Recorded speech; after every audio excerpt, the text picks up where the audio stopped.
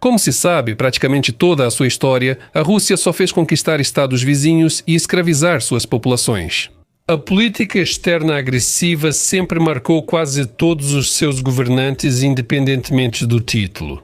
Seja czar, secretário-geral soviético ou presidente, a Rússia nunca foi realmente uma federação. Nos últimos 25 anos, na verdade, trata-se de uma ditadura militar centralizada, com ambições imperiais extremas e planos de restaurar a União das Repúblicas Socialistas Soviéticas, dentro das fronteiras de 1991. Por isso, não é surpreendente que ultimamente analisemos com frequência a possibilidade de novas manifestações da agressão de Putin. Nos próximos anos, identificamos os locais mais prováveis para uma potencial expansão russa e, em primeiro lugar, é claro, no espaço pós-soviético. Já analisamos o perigoso corredor de Suwalki, o aumento do conflito com o Azerbaijão e as zonas cinzentas que, se o Kremlin quiser, podem se tornar pontos de conflito ativo. Mas hoje vamos redirecionar a atenção dos espectadores para outro lado, do oeste para o leste, para as estepes e desertos da Ásia Central. E antes de tudo, vamos prestar atenção ao Cazaquistão, com o qual a Rússia, aliás, tem a fronteira terrestre mais longa. Vamos discutir a influência de Moscou nesse país. Vamos analisar a possibilidade de um conflito russo-cazaque em um futuro próximo, seja como um confronto militar direto ou disfarçado em uma forma híbrida. Vamos analisar a chance de um cenário parecido com o caso Donbass. Sou Semyon. O canal Mega Show Televisão oferece análises objetivas e de qualidade. Vamos começar?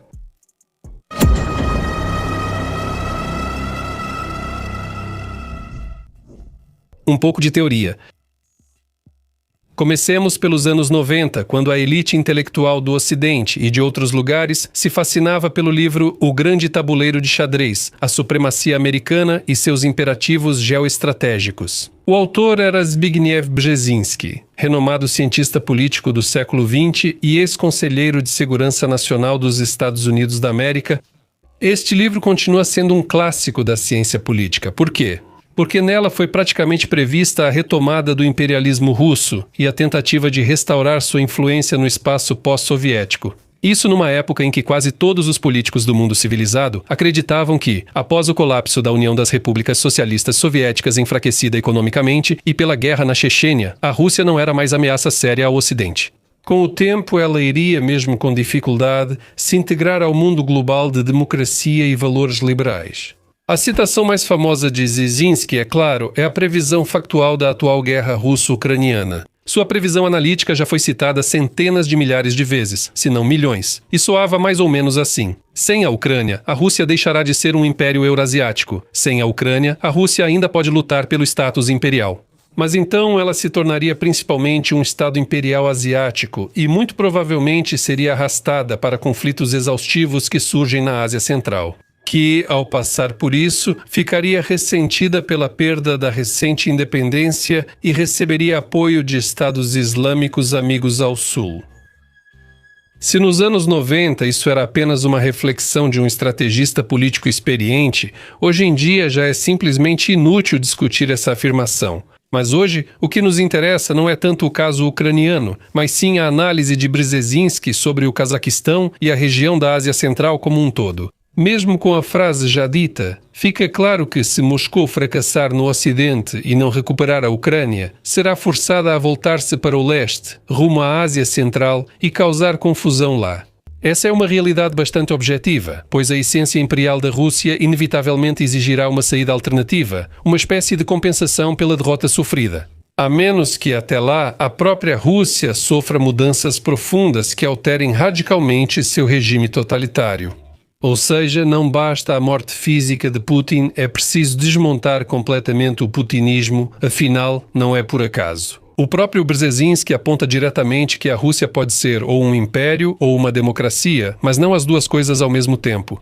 Portanto, só a democratização interna da Moscóvia pode realmente cessar sua política agressiva por um período mais longo. E aqui não há alternativas, então o que temos no final das contas? Para a Rússia, sempre foi e continua sendo prioritária a direção ocidental de expansão, pelo menos desde os tempos de Pedro I, que, como se sabe, abriu uma janela para a Europa. Assim, controlar a Belarus de Lukashenko, a guerra na Ucrânia e a possível conquista dos países bálticos são partes de um mesmo processo. Mas se nessa direção Moscou sofrer uma derrota geopolítica esmagadora, o vetor de sua agressão inevitavelmente se voltará 180 graus. E o primeiro em seu caminho será, é claro, o Cazaquistão, a russificação do Cazaquistão. Tudo o que disse antes é só uma teoria, uma suposição. Mas existem fatos históricos reais que podem ser considerados como uma justificativa bastante racional para tais previsões e reflexões teóricas. E, em primeiro lugar, eles estão ligados à história da conquista e da russificação forçada do povo cazaque. As primeiras tentativas de conquista das estepes cazaques datam ainda da primeira metade do século XVIII, porém, em grande escala, a expansão começou já em meados do século XIX.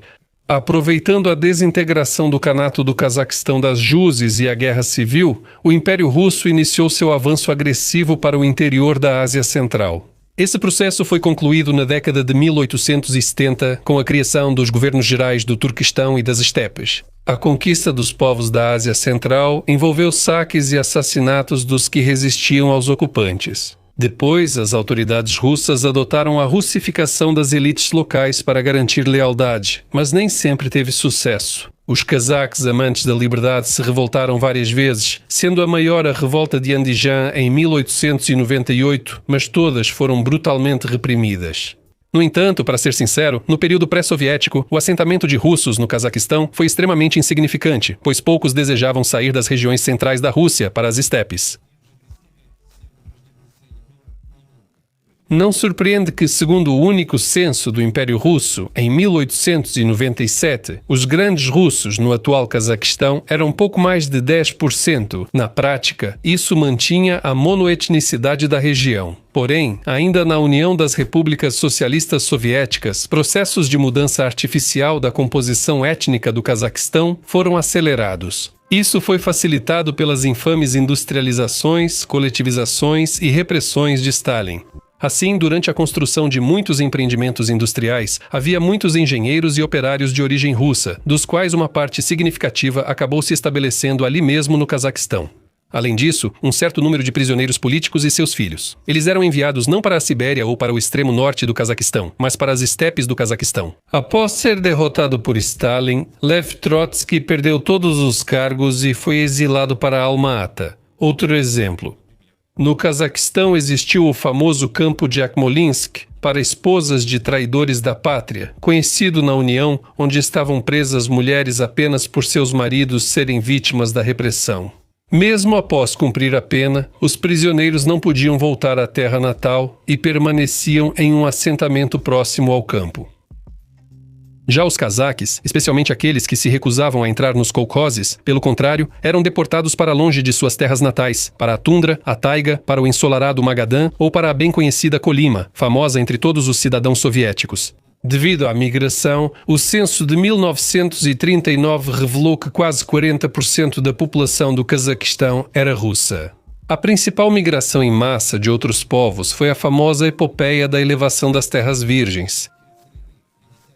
Cerca de 2 milhões de jovens de toda a União Soviética atenderam ao chamado de Khrushchev. E não foi por uma vida boa, mas sim por meio de convocações do Komsomol, que partiram em busca de um destino melhor para desbravar as terras virgens do Cazaquistão. E o resultado foi verdadeiramente assustador. Os cazaques tornaram-se minoria em sua terra natal, apenas 30% da população, enquanto os russos chegaram a 43%. Essa desproporção não ocorreu em outra república soviética. Acho que não preciso explicar que toda essa situação lamentável foi acompanhada por uma total russificação e pela substituição da cultura e das tradições locais por equivalentes russos. Essas tendências eram mais visíveis nas grandes cidades, mas desde os anos 70 a situação étnica no Cazaquistão começou a melhorar. Em grande parte, isso se deve ao tradicionalmente alto índice de natalidade entre os cazaques. E já antes do colapso da União das Repúblicas Socialistas Soviéticas em 1989, a proporção de cazaques para russos já havia mudado. A favor da população nativa, 39,7 contra 37,8. Uma vantagem pequena, mas ainda assim uma vantagem. E como está hoje? Após a independência, o renascimento da identidade cazaque acelerou-se muito. Em 1999, a proporção de cazaques já era de 53% e o último censo, realizado em 2021, registrou 70,4% de cazaques étnicos. A participação dos russos étnicos caiu para 15,5%, um recorde, totalizando quase 3 milhões de pessoas. Quais problemas podem surgir com essa proporção de etnias? No entanto, existem várias nuances que, na prática, complicam significativamente a situação dentro do Cazaquistão moderno. E sim, temos em mente a experiência da Ucrânia, onde a parcela da população russa também era insignificante, apenas 17,3%. Mas isso não impediu Moscou de iniciar uma agressão híbrida e depois totalmente aberta, sob o pretexto de proteger a população russa dos sanguinários neonazistas. O principal fator é a concentração desigual de russos no Cazaquistão. Nas regiões sul e oeste, há poucos russos e poucas pessoas de nacionalidades eslavas. É quase impossível encontrá-los durante o dia, eles são mais como uma excentricidade local por lá. Por outro lado, nas regiões norte e leste do Cazaquistão, que fazem fronteira com a Rússia, a proporção de russos é significativa. Aproximadamente 30 a 35% da população vive nas regiões de Karaganda e Kostanay. Além disso, em grandes cidades como Petropavlovsk, Ust-Kamenogorsk, Karaganda, Pavlodar, Kostanay e Kokshetau, é raro ouvir a língua cazaque. Até nas maiores cidades, Almaty e Astana, cerca de 1/5 da população são russos étnicos. No entanto, toda essa situação é só metade do problema. Outro fator importante é que os russos no Cazaquistão estão pouco integrados ao ambiente local e nem desejam se integrar. Por isso, lembram muito os russos que vivem na Lituânia, Letônia e Estônia. Novamente, se olharmos os dados do último censo de 2021, apenas 25 russos sabem ler e escrever em cazaque. Mesmo assim, jovens nascidos após a independência do Cazaquistão predominam, enquanto os maiores de 40 anos seguem vivendo em seu mundo russo. E aqueles que são ainda mais velhos vivem exclusivamente da nostalgia pela pátria soviética perdida, que foi tirada deles pelos malditos democratas, nacionalistas e capitalistas. Inventar um inimigo não é nada difícil, e aí entra em cena o terceiro fator. É fácil criar um inimigo, se há alguém para inventá-lo. Considerando que as regiões nordeste do Cazaquistão são em geral de língua russa, várias organizações e estruturas se sentem bastante à vontade lá, sendo claramente dirigidas de Moscou e muito provavelmente da Lubianka. As maiores delas são a Comunidade Russa do Cazaquistão, o Partido Russo do Cazaquistão, o Centro Cultural Eslavo, a Associação Pública Istok e o Movimento Republicano Eslavo LAD. Aliás, estes últimos declaram abertamente como objetivo obter para a língua russa o status de segunda língua oficial em igualdade com o cazaque. Isso não te lembra nada? Para mim, lembra a Crimeia, o Donbass sob Yanukovych. O norte e parte do leste do Cazaquistão parecem um estado dentro de outro. Essa região, na verdade, é uma zona de alto risco, um lugar sob forte influência da Rússia. Um lugar com potencial para o surgimento do separatismo e uma possível divisão do Estado cazaque por critérios étnicos e linguísticos, ou seja, aquilo que o anão do Kremlin preparou para a Ucrânia lá em 2014, mas a política do partido errou feio nos cálculos.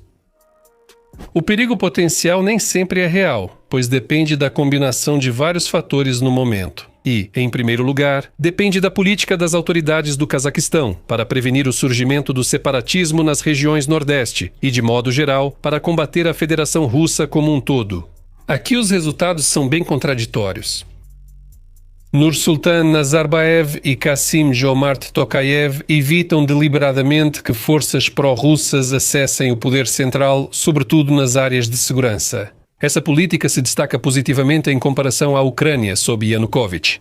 Mesmo antigamente, quando o partido pró-russo das regiões e seu satélite, o Partido Comunista, governavam regiões inteiras e tinham maioria estável.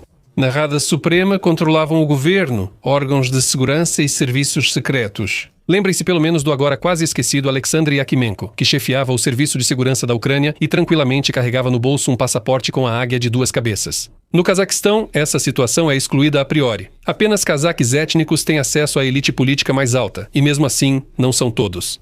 No país está sendo adotada uma política de desrussificação e redução da influência da cultura soviética e russa. E isso não se resume apenas ao estudo obrigatório da língua cazaque nas escolas e outras instituições de ensino, nem apenas à popularização da história e das tradições do povo cazaque. Por exemplo, o Cazaquistão está atualmente trocando gradualmente o alfabeto cirílico, imposto pelo governo soviético, pelo latino. O plano era concluir o processo até 2025, mas o prazo foi adiado para 2031.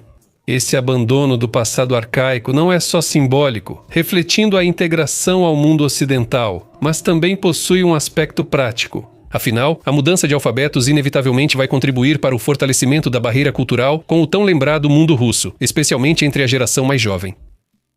Por fatores econômicos e geográficos, as autoridades do Cazaquistão seguem há décadas uma política de múltiplos vetores, conhecida pelos ucranianos nos tempos de Kuchma e Yanukovych.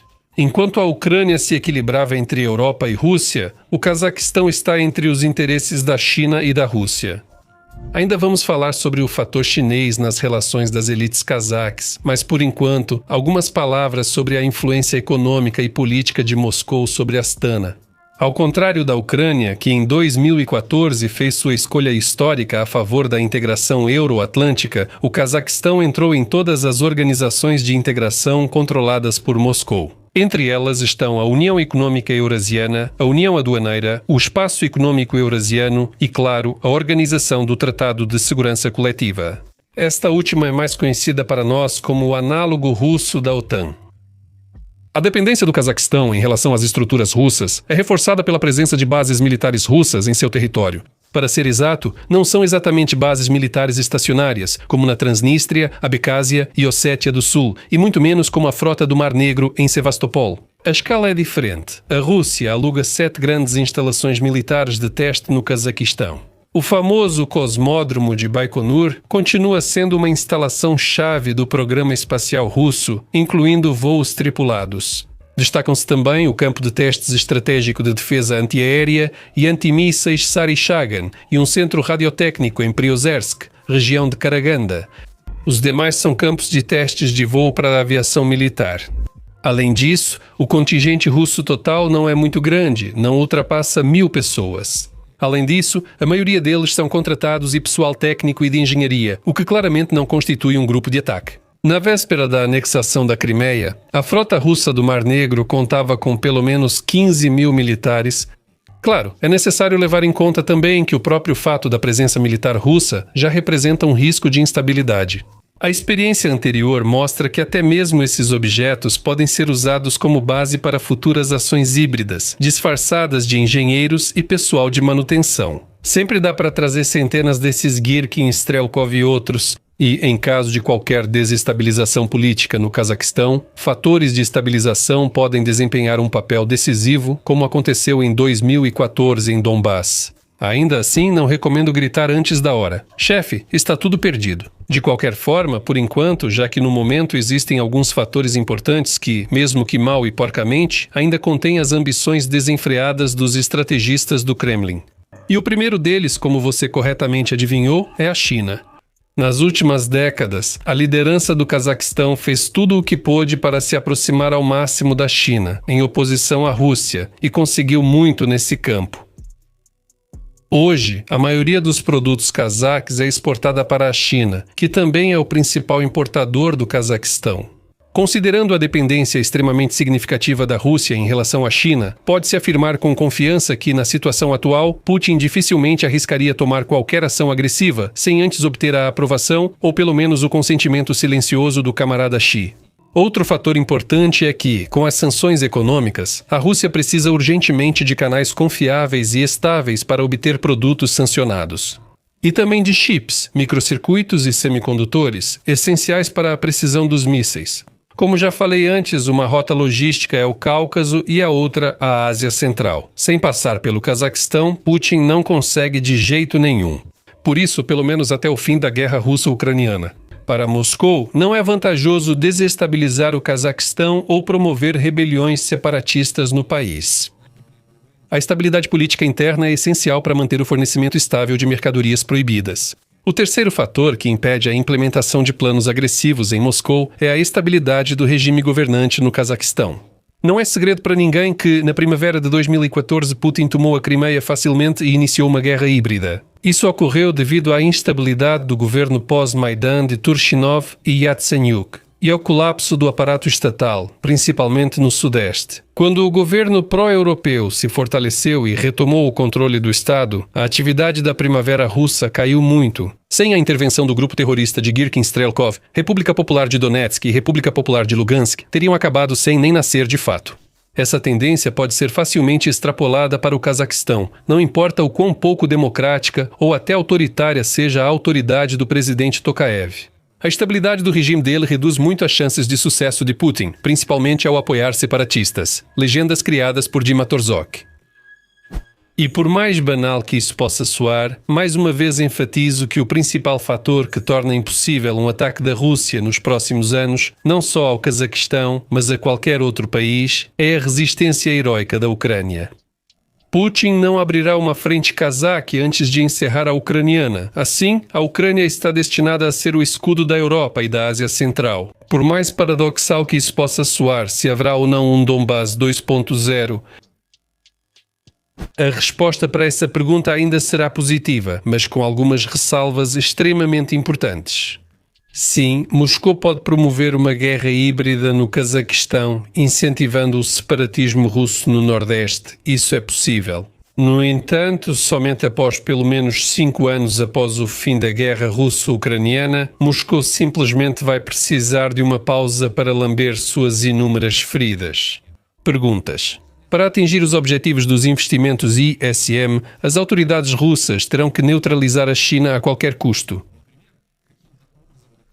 e transformá-la em uma mais obediente e controlável, orientada para Moscou. Realizar esse cenário é possível dentro de... No cenário, o orçamento está em questão. Acabou sendo uma alternativa para comparar. Bem, e novamente, realizar o cenário de Donbass só é possível caso seja mantido um enclave pró-Rússia no norte. Como dizem, sem corpo, sem caso.